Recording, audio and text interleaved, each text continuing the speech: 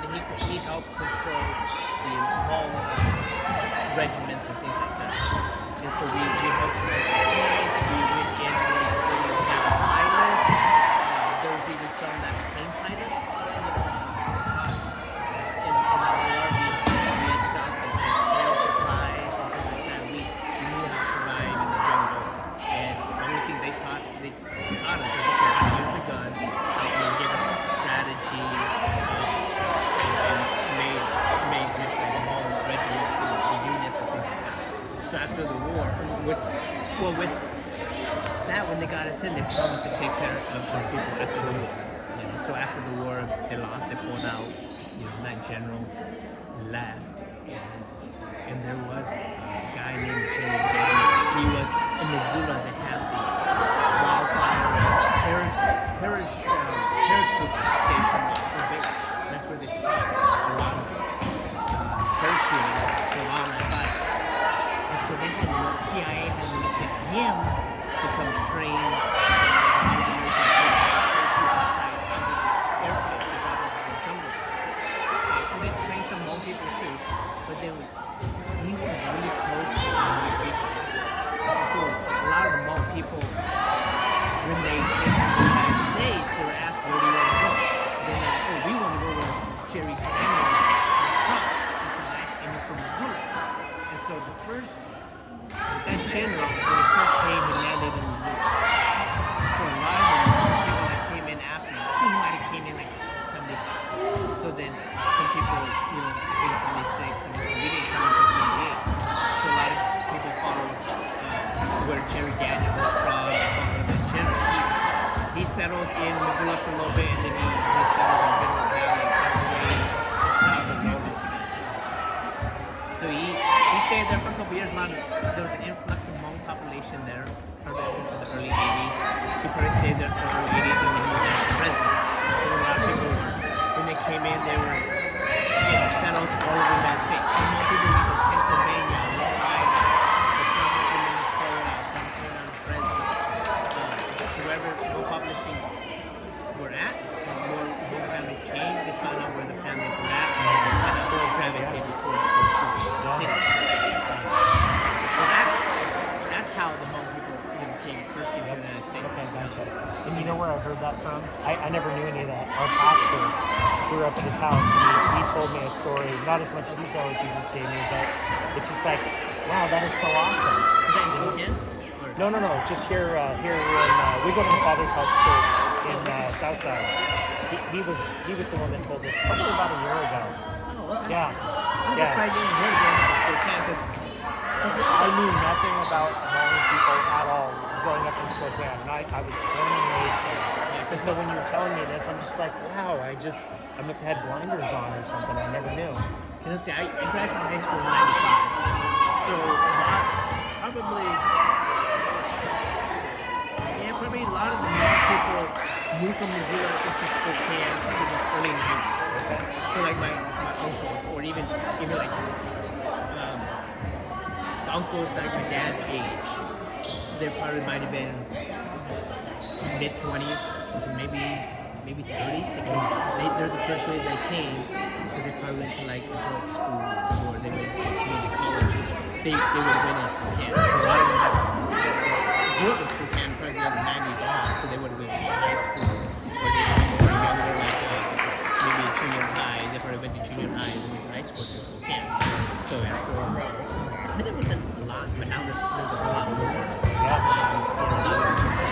A lot of them work professionally. One of my uncles was a psychology teacher at Spokane Community College. Yeah, so there's a lot of there's doctors there too. So there's more population, and I'm sure right by now. There's much more. Yeah, there's much more, and there's probably more.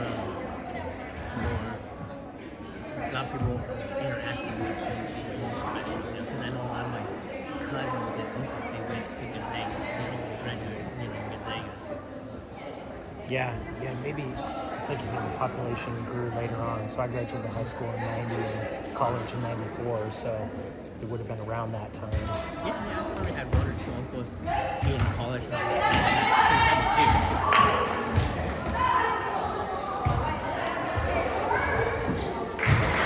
sharing that. I love that. That's awesome. And Is this your year, dad still alive? yes, he's 75. Okay. Yeah, they're all. Yeah. What keeps him healthy is chasing deer now. Every year. Chasing deer? Deer now, yeah. So, yeah, that way they're forced to get out there. And they do a lot of gardening. So they work with farmers market during the season. Does he still hunt? Yes. Yeah. Did you say deer and elk? Yes. Yeah. Elk used to be my passion, like hunting elk. Yeah. There's nothing like it. 'Cause Yeah. for one, you can't get in California. It's too hard to get an elk Yeah. tag for up north. Well, even the deer here are so small. I mean, they're like big dogs. Yeah. And we really like whitetail. Hunting whitetail. And I think whitetail deer tastes a lot better than like blacktail. Yeah, I've never had blacktail, but Yeah. I haven't hunted since I've been down here. I'm going to show you a picture as soon as I find it. Yeah, and I usually go back every other year to Montana to archery season. For elk? Oh, cool.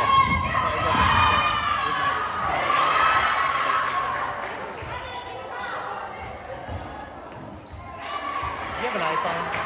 I do. Have you done the update, the recent update? I don't know. They change things and it drives me nuts because it Oh yeah, probably Like- not because I don't have everything down there. Mine's just how do you go to years? Oh, here. you just search it, see if it'll reach it or So like I want to go to 2010. Oh, okay. So you would go to probably usually Look what I found yesterday. I got into ooh, it's a little gold nugget that I found at the metal detector. that's Isn't that cool? yeah, that's pretty nice. Yeah. Good size.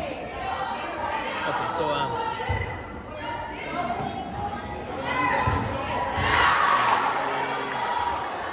usually I go to Oh, maybe view options. There we go. usually this should be where it goes to money. Yeah, I know with the update it screwed things up. Try view options. Nope.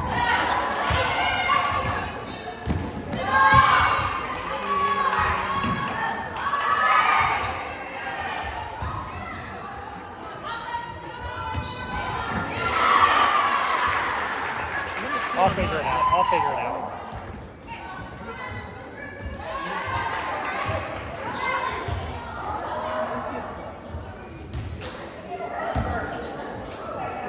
So yeah.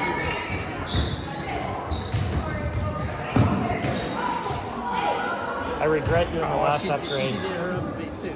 Yeah, it changed things. That's all right. I'll figure it out. Oh, there we go.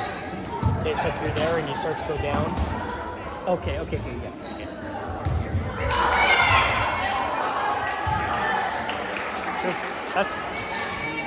that's half a cow front of the four-wheeler back, but that isn't the one I want to show you.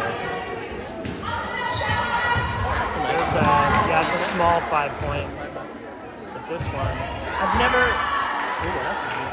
Whoa. 6x6.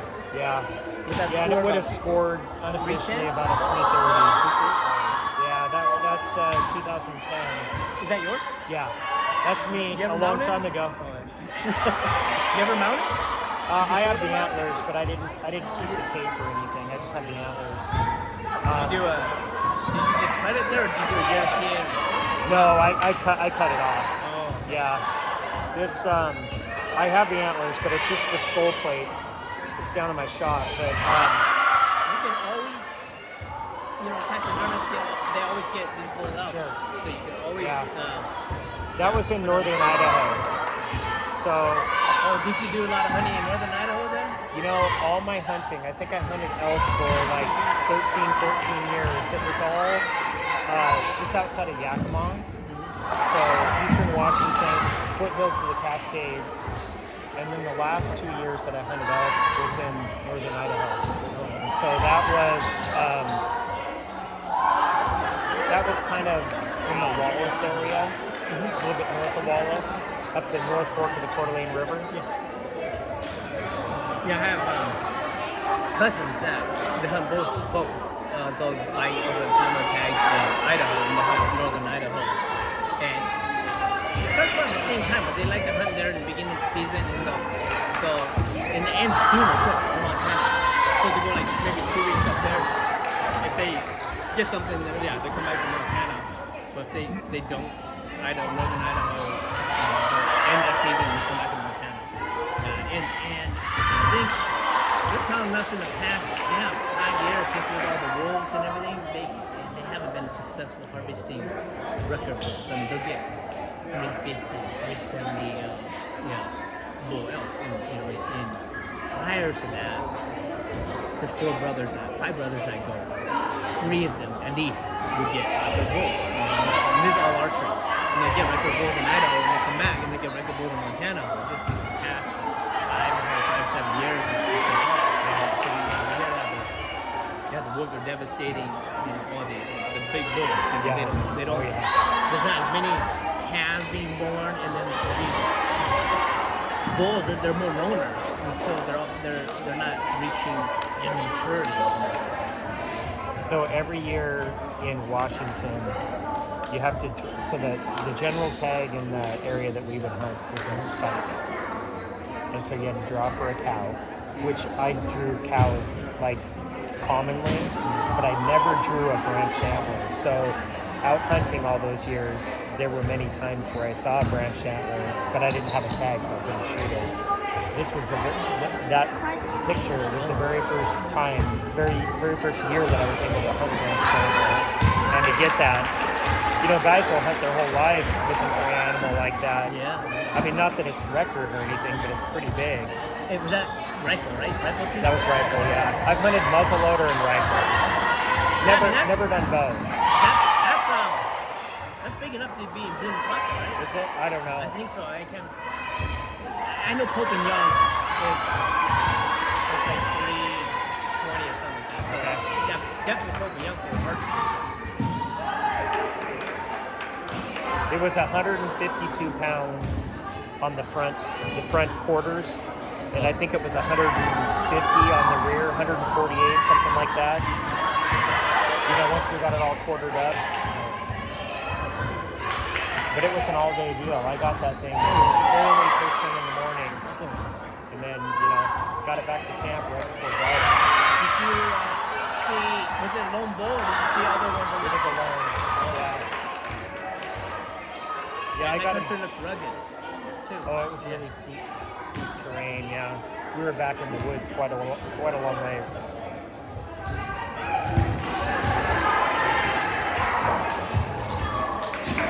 That smaller bull was a 5-point. Same area? Yeah.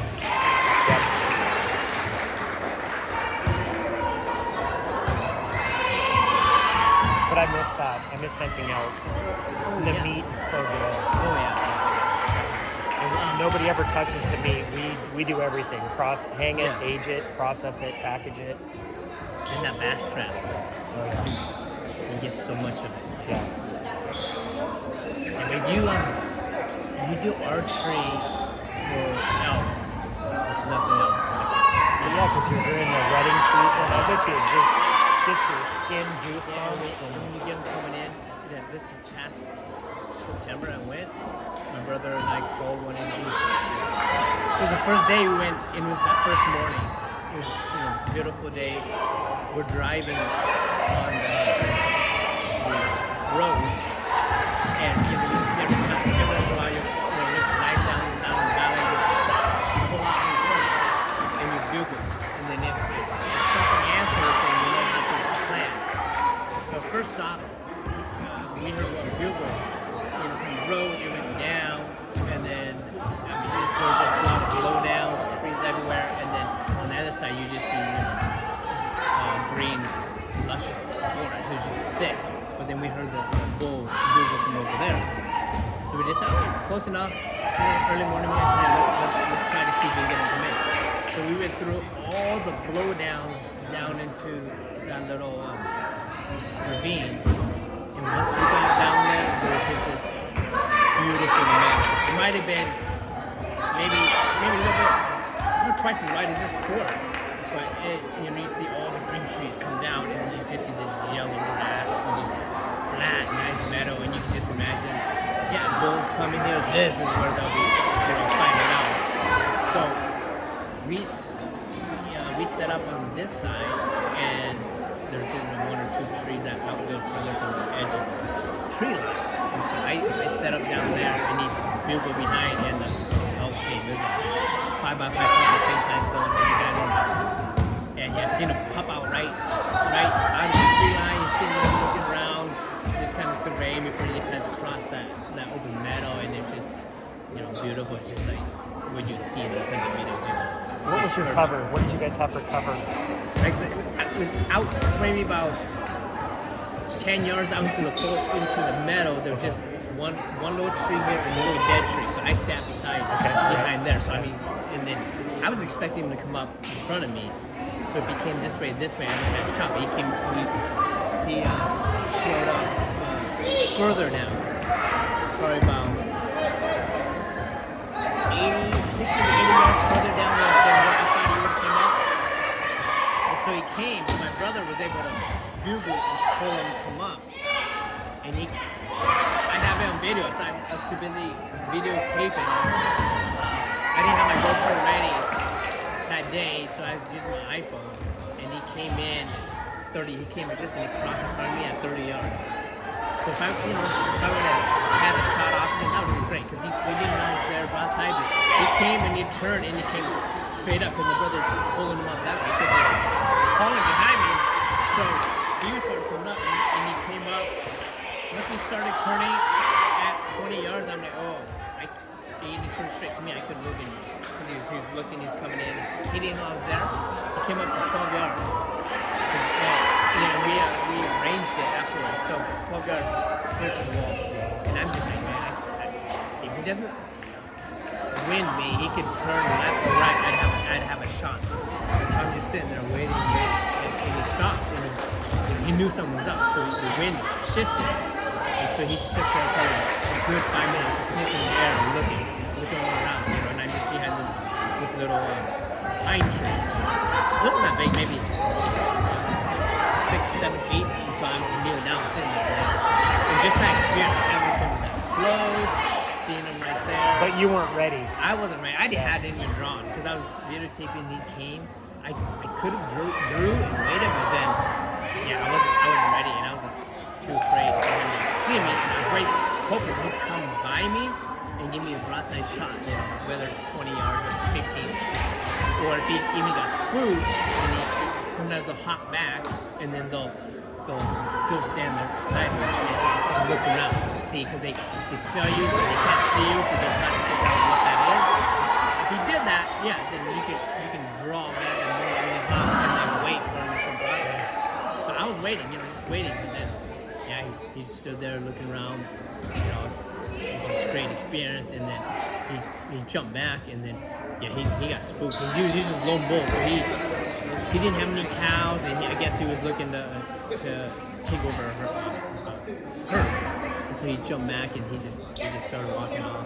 Yeah, what an experience! Just even if you don't get to shoot it, it's great to see that. Exactly. And you don't generally get to see that during gun season.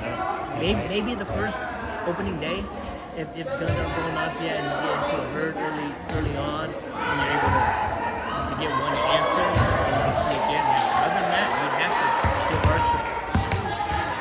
But just that experience that we I got experience with my brother. It was awesome. That's and cool.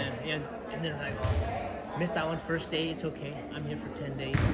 we got time. And then he knew, from the previous year, he knew where there's some big 6-point bulls, that they got him to come in. These bulls are smart, so they got him to come in, but they wouldn't come in close enough. They wouldn't show up close enough. But they seen him, which is maybe at 60 yards, 70 yards, and so they knew where those were at. So okay, we got time. We'll go after those later on. So later on that day, we found another smaller 5-point. He was active. He was bugling away, and he had one cow and a calf, Asher's calf, and so he wasn't interested in coming in, but he was bugling, he was breaking the trees, But he was just, I think he was just too small and timid. He'd just be circling back and he wouldn't come in. If he would have came in 20 yards over and get shot, he was just staying in the tree and we went in there and snuck in. We spent an hour, 15 minutes in that herd. You know, I was sneaking in, my brother's in the back, and we were just sneaking in, inching closer. Every time we got in like 20 yards closer, he'd go back 20 yards, and we were just in there. We were going out, and they didn't even know we were there. You know, and the spike at one point came across, and he was within 20 yards of me. He didn't know I was there. So I mean, that's just that experience alone. Yeah, if he was a legal bull, you know, I would have had a good shot. We would go after that guy. He was the herd bull of that little group. We were just inching in on our knees, on our belly, crawling in. Are you saying it wasn't a legal bull? But the big guy was a legal bull. Not the spike? Not the spike. Yeah. They have to have that brow time coming out. So that spike, yeah, he was just eating. He was clueless. We were there. Yeah, he came within 20 yards. But the big guy, he was just a little more cautious. He was just like, you know, I'm staying until I see. Those big guys are very cautious. They're tough to get. So that was fun. Yeah, we were in there for a whole hour, just bugling, trying to get them in, seeing them break. You know, we got some of that stuff in video. Let's go live.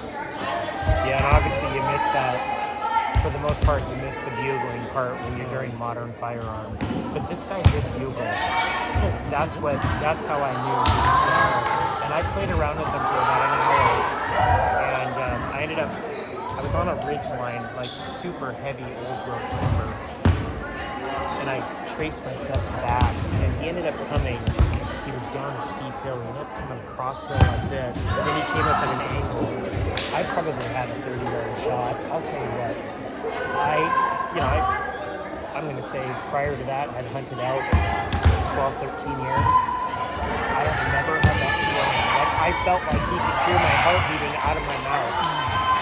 I've never had the buck fever before. I definitely had it then. And when you see that guy must have looked like 8x8 coming in that was so close. Yeah, when I saw him down below and I saw his head here and out, it was just like, everything works he out. had no idea I was there. He just was coming up at a 45-degree angle up that hill. No idea I was there. And I just one shot to the neck and that was it. Yeah, it's great when everything works out down there, because in the past there's been so many times that they come in, especially with archery, you know, they'll come in 20 yards and they get screwed, they jump to 60, and then I was like, oh, they're out of range. And now you're trying to close that gap, and it doesn't go your way. You can't draw them back in, so it's like, you know, if it's gun season, yeah, it'd be easy. Right. You know, I guess that's the challenge. But it's fun. Yeah, well, it's like you say, during modern firearm, and I've shot elk out at 300 yards. Yeah. But man, that'd be cool to see them that close. Yeah, and but is it muzzleloader? Don't they allow you to shoot muzzleloader in archery too? Some places do. They do cross over a little bit of the season. Washington has 3 distinct seasons, but the muzzleloader and the archery do cross over. So you could, if it muzzleloader would be 60 yards per max, you know, so a little bit long for the range than archery. Yeah, that cow that I showed you on the 4-wheeler, I got that with muzzleloader. I don't think I ever had a cow permit that I didn't fill. Plenty of spike permits that I didn't, or the general permit that I didn't fill. The males are tough. Are they allowing more cows? Because I know in Montana they're actually limiting cows, and so you have to get a cow permit. It's not. I remember when I was younger, yeah, you could take a cow or a bull, some area, but now it's more you have to get a cow permit. So the area that they call them GMUs, Game Management Units in Washington, the GMUs that we would hunt, you always had to get a special draw, a permit for a cow. The general permit was a spike. And branch? No. You had to draw for a branch. I never drew for a branch. But in Idaho, it was different. There was a season where they opened it up for branch as a general for a few days. And that first day they opened it up is when I got that guy. Oh, okay. So you didn't have to have a permit? Not a special permit, correct. Yeah, because in Montana, it's all branches. All they have is brown tine, I think. Yeah, they have brown tine, 3 inches. It's legal bow. So you couldn't shoot 5 or couldn't shoot half. So the general tag is branch antlers. I don't know how things have changed now. I mean, that was 2010, so 16 years ago, 15 years ago. Probably with less elk population now too. So. In Montana, they call them districts. So They call them districts. Districts.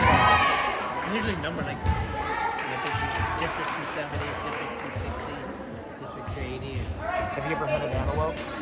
No. I mean, in eastern Montana, there's plenty of antelopes. Right. We've never done that. I think for one, they taste a lot more like sage because they eat a lot of sage on the eastern Montana there, and they don't have a lot of meat, and so we've never really had the need to hunt antelope or go after, let's say, record antelope. The antlers are small, but you gotta know how to read the antlers, It's something we never got into. So, we like our whitetail. Yeah. Whitetail, and usually in the surrounding mountains, they're so prevalent because they'll go down the lands and so they're really tame. So you can only get a lot of elk trees.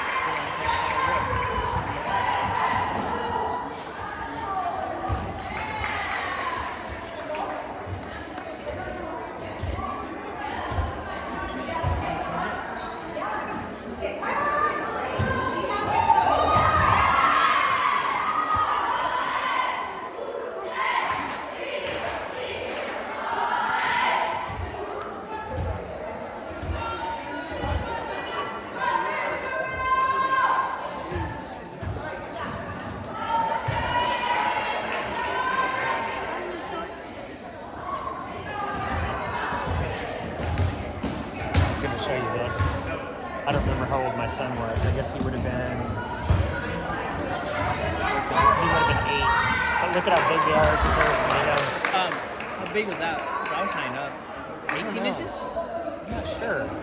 My dad got he didn't get it during archery because they seen this bull during archery, but they couldn't get him to come in.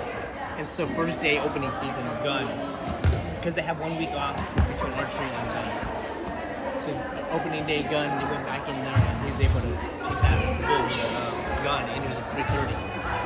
And that brown tire on that guy went like this and curled up 18 inches. And I was like, man, look at that. It's just like, it was just so big. Next time I'm down at the shop, I'll have to measure it and let you know. I don't know. One of the tines was broken on that one from fighting.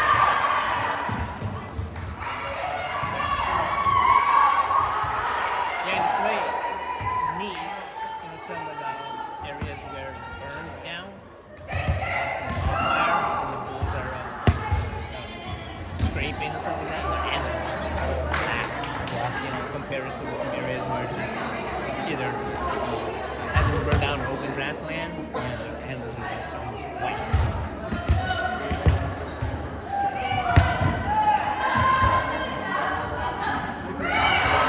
One thing I noticed was Northern Idaho, the antlers are a little thicker and they're a little darker than they are in Washington. It just must be the minerals that they eat and the terrain that they're in.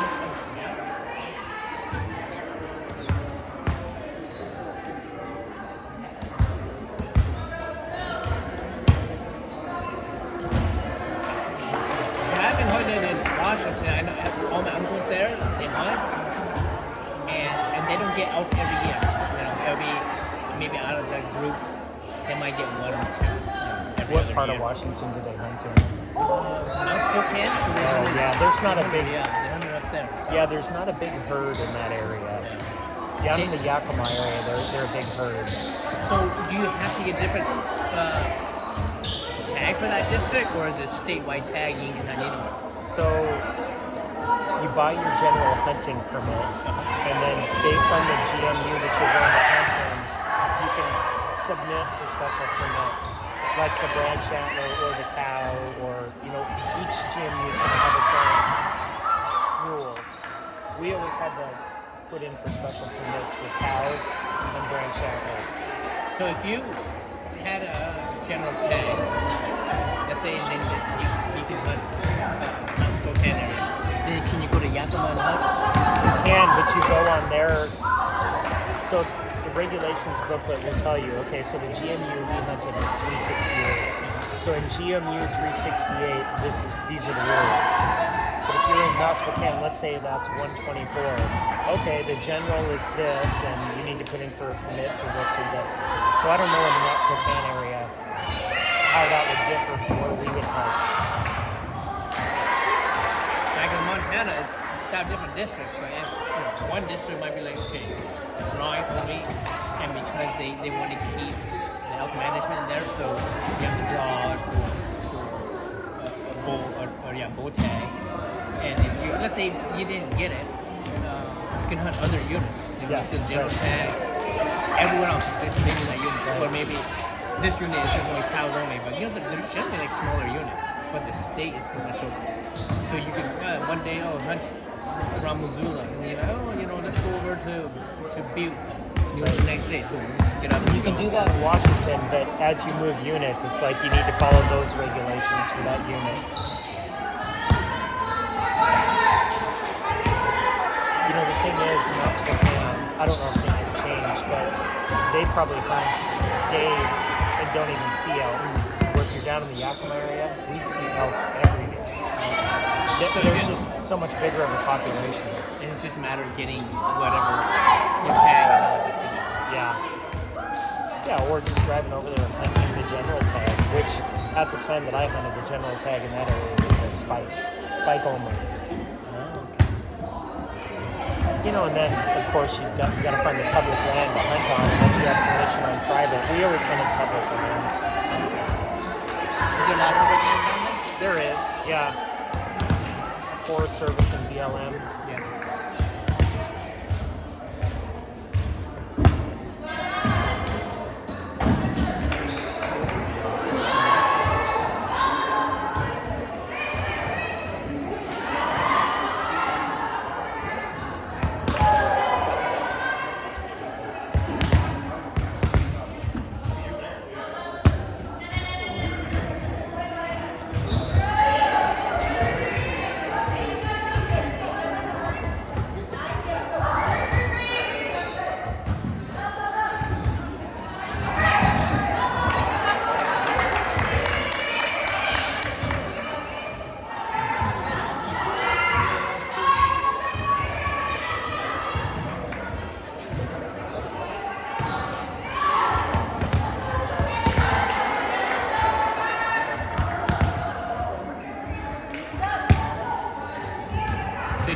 Do you need?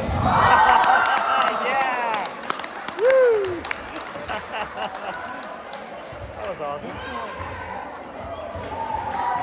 What was your question? Did you do any hunting or fishing up here?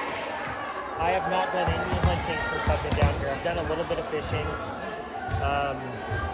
for steelhead. Have not been successful. I guess I've done a little bit of trout fishing and caught some trout, like in the Truckee River.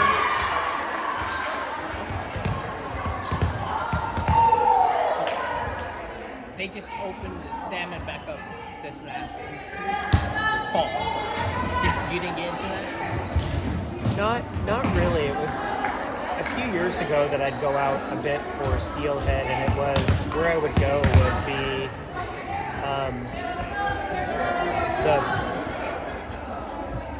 I don't know what the name of the area is, but okay, you know where Chipotle is. Okay, if you cross the bridge there by Chipotle, and then off to the left downstream of the bridge, I've gone back in there on that property and fished, but I never, to my knowledge, never got any bites. I mean, what I do is cast upstream and then it bounces down. So you feel your pull, but I never felt any bites. Yeah, we call that 10th Street because you access 10th. What do you call it? 10th Street. Okay. Yeah, that's the 10th Street ripple because you have to access 10th Street to go back there behind that. There's like some Department of Wildlife. There's a giant piece of land back there. Yeah. Yeah, usually we fish there. I don't even choose live row. We usually drift row and we do really good there too. I don't know, and I always see guide boats there above on those rapids, so I don't know if they just strictly use flies. A lot of times, when the fries are hatched, the salmon fries, they use the salmon fry imitation. Okay. So yeah, I've seen them there, like have a good shiny little body with maybe a little egg yolk on the belly for a fry. Yeah. So I've seen that people use that. Usually probably in the fall to the early spring because that's when the fries are Yeah, I just kind of lost interest. I didn't have anybody really to go fishing with. There was a guy from church that I went out with a few times, and then he ended up moving to Orland. So I just kind of haven't tried to pick it back up. And steelhead is, I don't know, if you really like it, you have those dedicated steelhead fishermen where they just go for steelhead. It's usually in the early season, it's active, you can catch it. There's that stretch from the Green Table Mountain footbridge, right downstream from Hatchery, down to the 70 bridge that crosses 70, or 70 bridge that crosses the further. That is usually closed July 16th for the rest of the year. It opens up January 1st, and that's when a lot of fly fishermen go there. And the steelhead are hungry, and there's a lot of steelhead in there. So if you January 1st to July 15th, usually the first month are usually the best. Because usually people will fish it, and the fish aren't biting, or the fish aren't gone. And that's where you would go for steelhead. That's where we've gone. Or usually beginning of the year, you fish the outlet. You know what an outlet is? Yeah. So there's once salmon season's over, it's dead. Nobody's there. And so a lot of steelhead fishermen drop rows right on the edge of the white water. And they can find steelhead. What are they catching? What are they catching? Steelhead. Oh, they are? Okay. Yeah, that's what they do for steelhead. They do worm or roe. But also what we've done is you just bead just like you would for salmon. So just have a later regulation now is no more than 6 feet and have a little bead. Or for me I tie my own glow bugs and then you just throw them in the current and just let it drip. At that time there's no more salmon in there. So everything that you hook up should be steelhead. Yeah, we've caught some big steelheads. Do you fish often? Yes.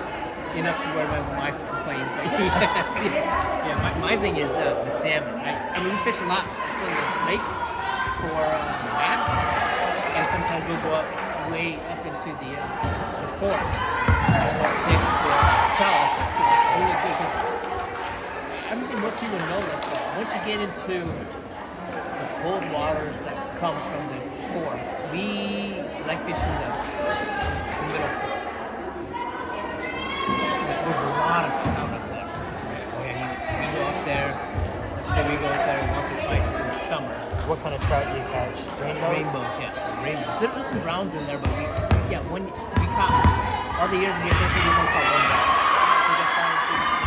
We're going to catch rainbows, yeah. I'll show you some pictures when I get my phone back. Last summer, my buddy, and we used like little minnow imitations, and you just throw it out there and just reel it back in. And then right at the mouth of those inlet forks that come in, the water's cold, just hanging out there, and yeah, that's big. 16 inches, yeah. Hey, you put on compared to this lake, that's a big trout.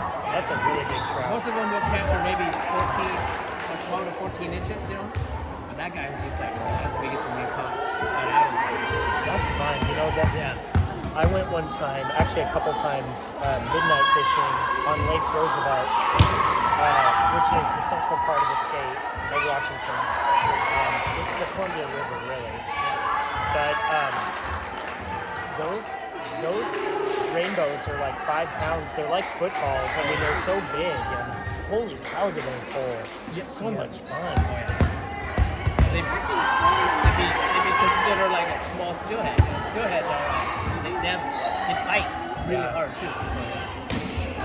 But during the salmon season, like I said, they just don't this year. I hit the salmon season pretty heavy. You know? This year they only allow one a day. So I mean, if you want salmon in your freezer, you pretty much got it every day. And I got my older boy kind of dialed in, you know, this year to where he's proficient. Cool. So he can go and take care of his own thing, and I can do my own thing. Maybe I have to hook back up when they open up again. This That'll be fun. They usually the season starts July 16th, and this year they only ran through the end of September. So real short. But usually it doesn't heat up until probably beginning of August to mid-August. Okay. And they come up, they're still prone. This year there's just so many in the outlet, primarily fish outlet, because they come and pool up there, and they think they're going upstream with the outlet. Do you keep them or you release them? We keep them. Because So this time of the year, is the meat good on the fish, or are they still the real red, like decaying? No. When you get them in early, like even this year, at the end of September, any fish caught during that time was still pretty much chrome. Okay. So bright silver probably took them 2-3 days coming from the ocean, so they'll come straight up. And there's some that probably come in earlier, and they're just hanging out, but they're still chrome. The meat is still bright orange, you know, bright red, still a lot of fat marbled in there. So it's actually really Good fish. good, yeah, really good fish. We'll make it to sashimi, just eat fresh like that. Once they bring it home, or even some of them, they get red on the tail first, and then they'll start decay from the tail to the head. So even those with the little red on the tail, this year we found the meat was still red. Yeah, it's still good. But beyond that, I'd say probably once you get to October, sometimes I have the original season goes to the end of October. But once you get into October, you start getting the darker ones. You know, the meat might be light pink. It's still edible. A lot of people like to smoke it. But what we do is we boil it, and then we make it into like a tuna salad. You know, herbs in there. Hoisin sauce, things like that to inject flavor, whatever you like it, you make it into meatball. So you inject all the flavor into it and make it into meatball. And you deep fry it, and it still has some salmon taste, but you also get all that seasoning when you put it in. That sounds good. Are you finished? Show some pictures. This is some pictures.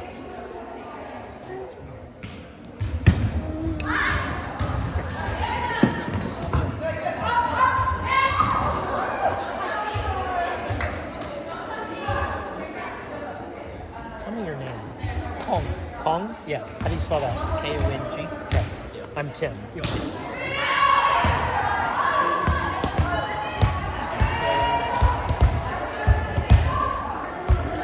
So in August it's hard to fish on the shore because there isn't as many salmon in the river system yet, and if they are, they're in a deeper boat. So we'll take a little 16-foot aluminum boat, and we'll drift in that whole outlet, and that's where we get the most fish. And then once the season goes on and more fish come up, especially in the fresh schools, then we can fish from the shore. It's actually a lot of hassle to get your boat out there. Now you got to go to the boat, and you get an operator, and you don't get a fish. And so you got to have good fishermen that know what they're doing, or else nobody's hooking up. Because the first time we went out and learning, and these are seasoned bass fishermen, but they haven't done salmon fishing, and salmon fishing has been for like the past 3 years. So their game was like rusty beach. Yeah, we didn't catch anything, even though we only fished on the grass. We only fished down there. Other people were catching them, but just we weren't until we got down the procedure and the rhythm. Yeah. So this is not saying these are my cousins that hunt Idaho all the time, and they always get trophy bulls. That's awesome. In the past year. So That's a this big bull. yeah. So this one was 2017. So just in the past probably 5 years, they haven't had as much success because of the wolf population that has exploded. Yeah. So they do consistently every year. Yeah. 2 or 3 bulls like this. Is that a 5-point? This is 6. Yeah, 6 by 6. So 1, 2, 3, 4, 5, 6, 7. 7 here.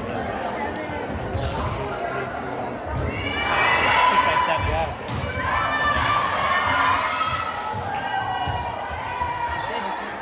Yeah, so this year, yeah, so there's the outlet, yeah. So the boats, you just kind of go in here and bounce back and just take turns. And all the fish are stacked up right in here. And from the shore, you can't access it. Yeah, even from the shore, a lot of people weren't catching fish early on. So this was August 17th. And I don't think we really got into the fish until probably the 3rd week of August. So shortly after this, we started getting into the fish. And look at this and see if that's all fish sitting there. Wow. Now white water, it drops, it goes out and it drops.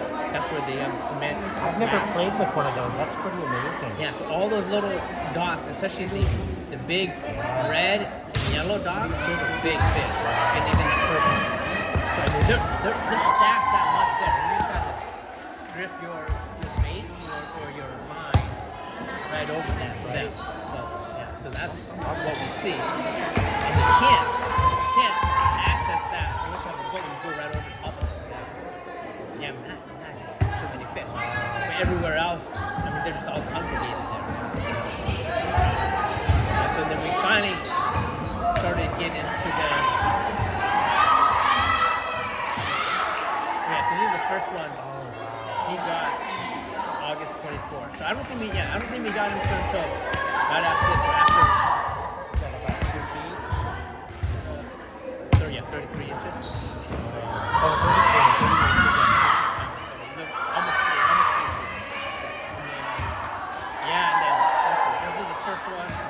Yeah, so August 24th, I went into fishing from the shore, and that's when we started catching. And from there on, until probably I go down to Spokane in mid-September. So for about 3 weeks.